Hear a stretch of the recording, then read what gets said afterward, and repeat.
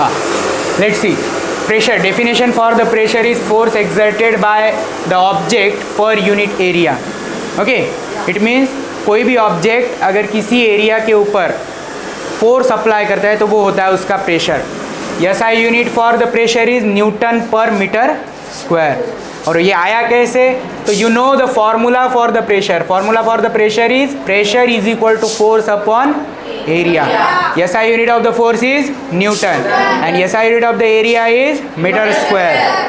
So SI unit of the pressure is Newton per meter square. Okay, and pressure is directly proportional to the force.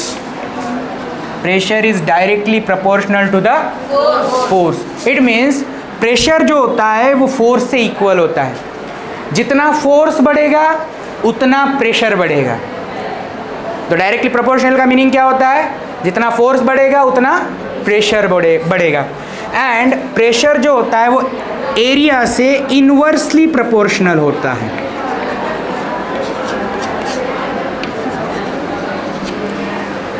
Pressure जो होता है वो area से inversely proportional. Inversely proportional का मतलब क्या है?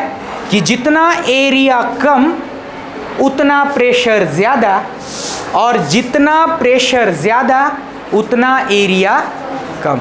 मतलब जहाँ पे प्रेशर ज़्यादा है वहाँ पे एरिया कम रहेगा, और जहाँ पे एरिया ज़्यादा है, कोई भी ऑब्जेक्ट अगर फोर्स अप्लाई कर रहा है कोई भी चीज़ के ऊपर, अगर उसका एरिया ज़्यादा है, सरफेस एरिया, फोर्स अप्लाई करने का जो एरिया है वो अगर ज़्यादा है तो वहाँ पे उसका प्रेशर क्या रहेगा?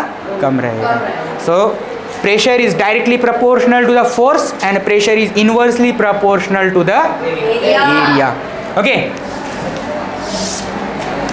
some example is given in your textbook.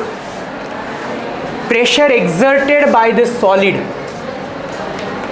अभी कोई भी अगर solid thing है, कोई भी solid चीज़ है, तो वो तुम्हारे कोई भी ऑब्जेक्ट के ऊपर अगर प्रेशर एक्सर्ट करता है तो वहाँ पे एरिया और प्रेशर और फोर्स इन तीनों का रिलेशन क्या होगा.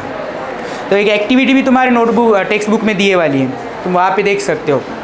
हाँ, सो activity is that one wooden plank, एक लकड़ी की पार्टी है यहाँ पे, इसके ऊपर 3 किताबें अपन ने रखी है ना. 3 books are kept on this wooden plank. But अपन ने यहाँ पे कैसे रखा उनको? एक के बाद एक रखा है ना. तो यहाँ पे जो एरिया है, कोई ये जो ऑब्जेक्ट है जो कि ये बुक्स है, ये इस वुडन प्लैंक के ऊपर प्रेशर फोर्स अप्लाई कर रहा है, लेकिन फोर्स अप्लाई करते वक्त इसका जो एरिया है वो यहाँ पे ज़्यादा बन रहा है. समझ में आ रहा है? क्योंकि ये थोड़े डिस्टेंस पे अपन ने रखे, तो यहाँ इसका जो फोर्स अप्लाई करने का जो एरिया है वो भी क्या हो गया है? इंक्रीज हो गया है. तो फोर्स अप्लाई करने का एरिया इंक्रीज हो गया है, तो इसका मतलब यहाँ पे प्रेशर क्या हो रहा है? लेस, है ना. लेकिन अगर एक सेकंड सिचुएशन में अगर उसको हम देखेंगे, उसी बुक्स को अगर हम एक साथ रखेंगे एक के ऊपर एक, so what will happen here? Pressure will increase. Why pressure will increase here? हाँ, force is same. यहाँ पे भी force same है, यहाँ पे भी force same है, but area is increase here. यहाँ पे area जो है वो ज़्यादा है, और यहाँ पे जो area है वो यहाँ पे area क्या है? कम है.